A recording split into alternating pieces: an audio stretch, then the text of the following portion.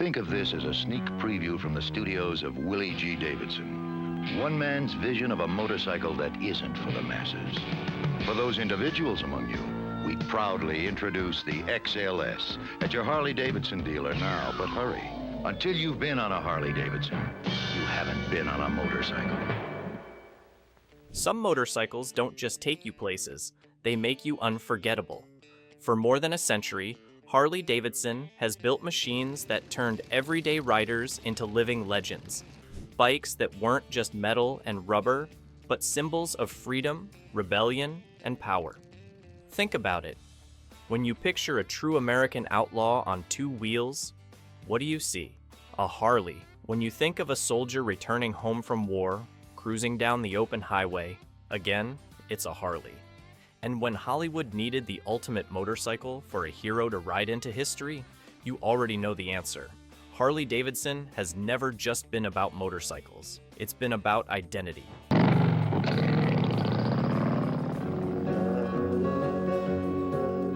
Owning a Harley has always meant more than just transportation. It meant you were part of something bigger, a culture, a movement, a legend. But here's the thing. Not every Harley was built equal. Some were forgotten, some faded into history, and some, just 10 of them, stood out as icons so powerful that they etched their names into the DNA of motorcycling forever. From the roaring Knucklehead that saved Harley during the Great Depression, to the Liberator that rolled through Europe during World War II, to the Fat Boy that became a Hollywood superstar, and the XR750 used to defy death itself. These bikes weren't just motorcycles, they were myth makers. So buckle up, because today, we're unlocking the vault and counting down the 10 Harley-Davidsons that made riders legends. If there's one Harley-Davidson that can truly be called the bike that saved the brand, it's the EL Knucklehead.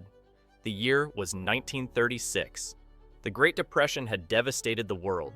Families were broke, factories were closing, and motorcycles, once seen as affordable freedom, were vanishing from American roads. Harley-Davidson itself was on the edge of collapse. And then came the Knucklehead. With its bold new 61 cubic inch overhead valve V-twin engine, the Knucklehead was unlike anything people had seen before. Older flathead designs were reliable but tame. The Knucklehead changed everything, delivering more speed, more power, and more excitement than the competition could dream of. The nickname Knucklehead came from its unique rocker boxes, which looked like clenched fists. And honestly, it was fitting, because this bike hit like a punch. Riders who twisted the throttle felt a rush of raw energy that no other motorcycle of the time could match. But the Knucklehead wasn't just about performance, it was about image. Its teardrop fuel tank, its chrome accents, and its muscular stance gave Harley-Davidson a new identity. This wasn't just transportation anymore. This was rebellion on two wheels. It arrived at the perfect time. America needed hope, and riders needed thrills. The Knucklehead gave them both. It didn't just keep Harley alive, it carved the path for the company's future. Almost every Harley you see today owes something to the Knucklehead's DNA. Collectors now treat it as holy ground. Owning a Knucklehead isn't about having a motorcycle, it's about holding the moment when Harley-Davidson went from struggling survivor to unstoppable legend. And it was only the beginning. Because just a few years later, Harley-Davidson would build another motorcycle that didn't just make legends, it carried them into battle. When the world went to war in the 1940s, Harley-Davidson didn't stay in the garage. They answered the call. And the result was one of the most legendary motorcycles ever built, the Harley-Davidson WLA, known to soldiers as the Liberator. The WLA wasn't built for style, chrome, or Sunday rides. It was built for survival, rugged, stripped down, and designed to withstand mud, dust, and battlefield chaos. This Harley carried American troops across Europe, North Africa, and the Pacific. Tens of thousands of WLAs were shipped overseas. They delivered messages, scouted terrain, and kept units connected in a time before radios were everywhere. To a soldier, the WLA wasn't just transportation, it was a lifeline. But here's where the legend really grew. Imagine being a 19-year-old American GI in 1944, roaring through a destroyed French village on the back of a Harley. To the locals, that sound, the deep rumble of the V-twin, wasn't just noise. It was freedom arriving on two wheels. That's why the WLA earned its nickname, the Liberator.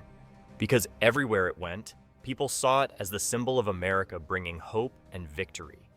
And when the war ended, something incredible happened. Those soldiers came home, and they couldn't forget the feeling. They went out and bought Harleys. They formed clubs. They cut down and customized their bikes. And just like that, the post-war biker culture was born.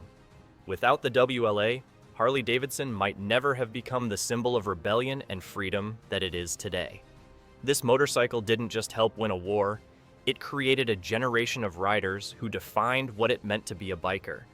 The Liberator proved that a Harley wasn't just a machine, it was an idea. And that idea only grew stronger with the next legendary Harley that rolled off the line.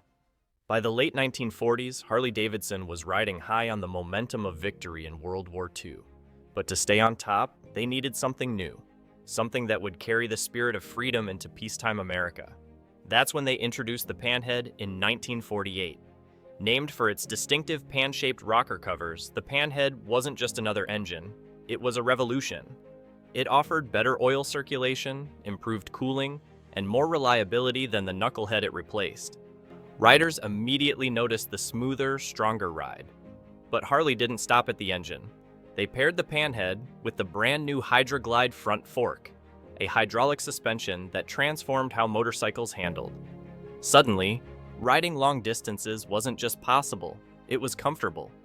For the first time, Harley riders could chase the horizon without feeling like their bones had been shaken loose. Culturally, the Panhead became the motorcycle of the 1950s and 60s. This was the bike you saw in the hands of early motorcycle clubs. The bike stripped down, chopped up, customized into raw expressions of individuality. The Panhead was at the heart of the chopper revolution. If you've ever seen a classic biker movie from that era, chances are you've seen a Panhead roaring down the highway. Its silhouette, the long forks, the stretched stance, the raw chrome, became burned into the American imagination. For many, the Panhead was more than just a motorcycle. It was a blank canvas, a machine you could shape into your own legend. And it cemented Harley-Davidson not just as a company that built bikes, but as the brand that defined biker culture. Even today, collectors and builders treat the Panhead as sacred. Owning one means owning a piece of history. A time when Harley riders weren't just buying motorcycles, they were building a lifestyle. And while the Panhead was the symbol of custom culture, Harley was about to create something that would become a global icon in its own right. A smaller, faster, rebellious machine that opened the door for an entirely new generation of riders. By the mid-1950s, Harley-Davidson had its big touring bikes and legendary V-twins dominating the roads. But there was a problem. A new kind of rider was emerging. Younger, hungrier, and looking for speed. Riders who didn't want to cruise, they wanted to race. Harley's answer came in 1957, the Sportster. This bike was smaller, lighter, and more aggressive than the heavyweight Harleys people were used to. It packed a punch with its new 883cc Ironhead V-twin engine, and it quickly earned a reputation as Harley's hot rod. The Sportster wasn't about comfort or long trips. It was about attitude. Riders called it raw, loud, and rebellious. It didn't just ride fast, it felt fast. You could hear it coming before you even saw it. And that's exactly why it became a legend. The Sportster gave Harley something it had never truly had before. A bike for the young, the daring, the rebels who wanted to tear down Main Street and make everyone look twice. It was Harley's answer to the rise of British cafe racers and Japanese imports, and it held its ground as an American icon. Over the decades, the Sportster became the entry point for countless Harley riders. It was cheaper than the big twins, customizable, and versatile enough to become anything from a drag racer to a custom bobber. For many bikers, their first Harley was a Sportster, and once you owned one, you were hooked for life. It stayed in production for over 60 years, evolving through countless versions, but always keeping that same spirit, rebellious, fast, and unapologetically loud. The Sportster proved that Harley-Davidson wasn't just about the big bikes. It was about attitude, and that attitude could fit into a smaller frame with just as much punch. And while the Sportster became the bike of young rebels, Harley was about to launch something that would take the opposite direction. A motorcycle built not for speed, but for comfort, endurance, and long journeys across America's endless highways. By the 1960s, Harley-Davidson had cemented itself as America's motorcycle brand. But there was one area they wanted to dominate completely: long-distance touring. That's when they unveiled the electroglide in 1965. And with it, Harley created a whole new chapter in motorcycle history. The electroglide was more than just a big, comfortable bike. It was the first Harley to feature electric start, a game changer at the time. No more struggling with kickstarts, no more broken ankles trying to fire up a heavy V-twin. With the push of a button, the big Harley roared to life. That simple innovation opened the door to a whole new generation of riders. But what truly made the electroglide legendary was its design. The massive fairing, the saddlebags, the plush seat. It wasn't just a motorcycle, it was a two-wheeled Cadillac. Riders could finally take cross-country trips with style and comfort, turning every road into an adventure. Soon, the electroglide became the bike of choice for long-haul riders, touring clubs, and even police departments. It was dependable, commanding, and unmistakably Harley. On the highway, you couldn't miss one. The iconic Batwing fairing cutting through the wind, the deep rumble echoing off the asphalt. And with its arrival, Harley cemented its identity not just as a brand of rebellion, but as the ultimate builder of touring motorcycles. For many, the electroglide wasn't just a bike, it was a lifestyle. To this day, the electroglide remains a cornerstone of Harley's lineup. Modern versions are packed with tech, luxury, and endless touring power, but the soul is the same as it was in 1965, a motorcycle built to conquer America's open roads. The electroglide showed that Harley could do more than just build loud, rebellious machines. It could build legends for the highway kings. And while this bike defined comfort and long-distance riding, Harley was about to enter another era, the radical 1960s and 70s, when bikers wanted raw power, rebellion, and machines that looked as wild as the people riding them. When the Panhead era came to a close, Harley needed a new powerhouse to carry the brand into the turbulent late 1960s. The answer was the Shovelhead, a motorcycle that would come to define the era of rebellion. Launched in 1966, the Shovelhead featured a redesigned 1,200cc V-twin engine with more horsepower than its predecessor. It was smoother, faster, and perfect for the highways that America's bikers were starting to claim as their own. But what really made the Shovelhead legendary wasn't just the engine, it was the timing. This was the bike of the counterculture. The late 60s and 70s were an era of rebellion, freedom, and anti-establishment energy, and the Shovelhead became the ultimate symbol of that movement. Motorcycle clubs across the country adopted it. Custom builders tore it down, chopped it up, and built radical machines that became the face of biker culture. Movies like Easy Rider immortalized the image of a Harley roaring across endless highways, wind in your hair, the world in your rearview mirror. The Shovelhead wasn't just a motorcycle, it was an attitude. It said you didn't follow the rules, you lived by your own. It was raw, heavy, loud, and unapologetically American. And even though Harley produced it until 1984, the Shovelhead's reputation extended far beyond its production years. For many riders, it became the Harley of the outlaw era, the machine of choice for those who wanted to live on the edge. Collectors and riders today still see the Shovelhead as a cultural icon. Its rumble carries echoes of an era when America itself was changing, when freedom meant riding fast, riding far, and riding against the grain. The Shovelhead proved that a Harley could be more than transportation. It could be rebellion on two wheels. And while the Shovelhead dominated the highways, Harley was also building a different kind of legend. A bike not for the streets, but for the dirt ovals and racing arenas.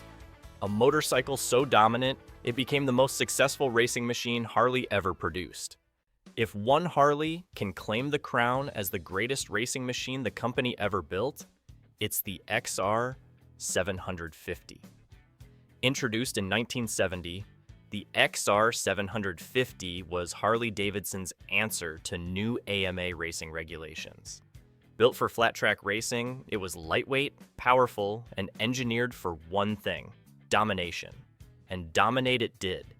The XR750 went on to become the winningest motorcycle in AMA history, racking up more championships than any other machine. On the dirt oval tracks of America, the sight of an XR750 sliding sideways at full throttle became iconic. It wasn't just fast, it was untouchable. But the XR750 didn't stop at the racetrack. It became legendary thanks to one man, Evel Knievel. The daredevil who attempted death-defying jumps over cars, buses, and even the fountains at Caesar's Palace made the XR750 his bike of choice. Clad in red, white, and thus blue, Evel Knievel launched the Harley XR750 into history with every jump. Even when he crashed, and he crashed often, the XR750 became a symbol of fearless ambition. For fans, seeing Knievel fly through the air on an XR750 wasn't just entertainment, it was myth-making. The bike became more than a racer. It became a symbol of bravery, of risk, of pushing beyond human limits. Today, the XR750 remains a racing legend and a cultural icon. Collectors prize them, and Harley still celebrates it as one of the most important machines in its history. The XR750 proved that Harley-Davidson wasn't just about cruising the highways or rebelling against the system. It could also rule the racetrack and capture the imagination of millions. Yes, 750 made heroes in stadiums and arenas. Harley was about to build another bike, one that didn't belong to racers or daredevils, but to everyday riders who wanted custom style straight from the factory. By the late 1970s, custom motorcycles were everywhere. Riders were chopping, stretching, and lowering their Harleys to create aggressive, personalized machines that stood out on the street. Harley-Davidson noticed, and instead of fighting the trend, they embraced it. In 1977, Harley introduced the FXS Low Rider, the first factory-built custom motorcycle. From the moment it rolled off the line, the Low Rider looked different. Its stance was lower, giving it a tougher, meaner profile. It had drag-style handlebars, a stepped seat, and mag wheels that set it apart from traditional Harleys. Riders didn't need to customize this bike. It came customized straight from the factory. The Low Rider was Harley's way of saying, "We get it." They weren't just building motorcycles anymore, they were building attitude. This was a bike designed for the streets, for riders who wanted style and power in equal measure, and it worked. The Low Rider exploded in popularity, becoming one of Harley's best-selling models of the late 70s. It gave younger riders, custom enthusiasts, and outlaw bikers a machine that looked and felt like it had been built just for them. The Low Rider's influence was huge. It proved that Harley could adapt to the times, that they could bring the spirit of custom culture into the mainstream. And it paved the way for future factory customs that remain popular to this day. Even now, the Low Rider name lives on in Harley's lineup, carrying the same DNA it had in 1977, aggressive, stylish, and unapologetically bold. The Low Rider showed the world that Harley didn't just sell motorcycles, they sold identity. And just over a decade later, they would release a bike that would become one of the most recognizable Harleys ever built, not just because of its design, but because it became a Hollywood superstar. When Harley unveiled the Fat Boy in 1990, it immediately stood out. Big, bold, muscular. Its solid disc wheels, wide stance, and stripped-down look made it one of the most aggressive designs Harley had ever released. But it wasn't just the looks. The Fat Boy was powered by the 1,340cc Evolution engine, delivering smooth yet commanding performance. It had presence, attitude, and a name that turned heads. This was not a subtle motorcycle. It demanded attention. And then came 1991. Hollywood changed everything. In Terminator 2, Judgment Day, Arnold Schwarzenegger roared onto the screen riding a Harley-Davidson Fat Boy. The chase scene, with the Fat Boy leaping into a storm drain as Arnold loaded a shotgun with one hand, cemented the bike as a legend overnight. From that moment on, the Fat Boy wasn't just a motorcycle. It was the motorcycle, a symbol of unstoppable power, rebellion, and cinematic cool. Every rider wanted one. Even people who had never considered owning a Harley suddenly recognized the Fat Boy as the ultimate two-wheeled icon. The impact was massive. Sales skyrocketed. The Fat Boy became one of Harley's most successful models of the 1990s, and it remains a cornerstone of their Softail lineup today. For many, the Fat Boy represents the Harley dream. Big, powerful, and unforgettable. It proved that Harley-Davidson wasn't just a motorcycle company. It was a cultural phenomenon. And while the Fat Boy conquered the big screen, Harley was preparing to release a bike that would dominate the highways in the 21st century.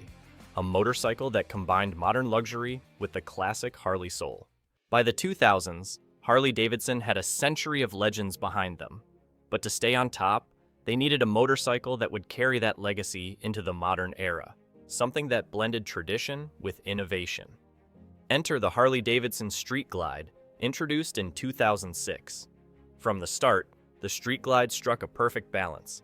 It wasn't as massive as the full touring Electroglide, but it still carried Harley's iconic Batwing fairing, hard saddlebags, and long-distance comfort. It was sleek, powerful, and built for the open road.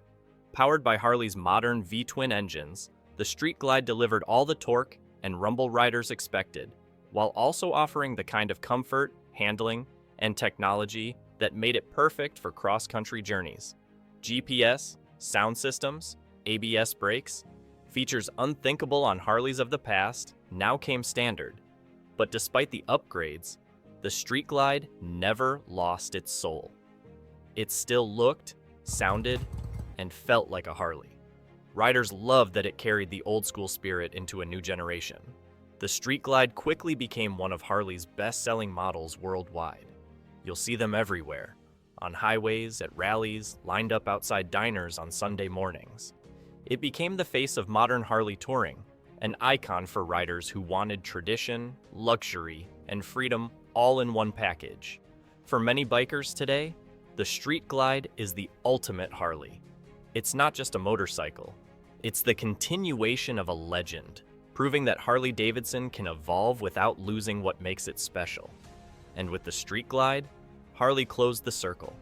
From the raw knucklehead of the 1930s to the high-tech touring kings of today, every era has had its Harley legend. From the raw power of the knucklehead that saved Harley in the Great Depression, to the WWII Liberator that carried freedom across battlefields, to the Panhead and Shovelhead that fueled rebellion and the rise of biker culture, to the Sportster, the Low Rider, the racing XR750, the cinematic Fat Boy, and the modern Street Glide. Each of these motorcycles wasn't just a machine. They were turning points. They were icons. They made ordinary riders into legends. That's the magic of Harley-Davidson. It's not just about engines or chrome. It's about what these bikes represent. Freedom, rebellion, courage, and the unstoppable spirit of the open road.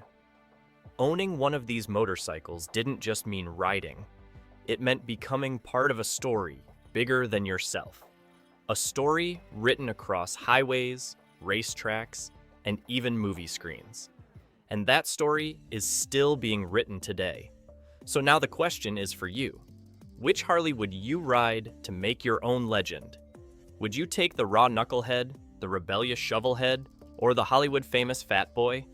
Drop your answer in the comments. I want to know which Harley calls to you. And if you enjoyed this journey through the vault of motorcycle history, hit that like button, subscribe for more epic stories, and join us here at the Motorcycle Vault, where legends never die, they just get louder.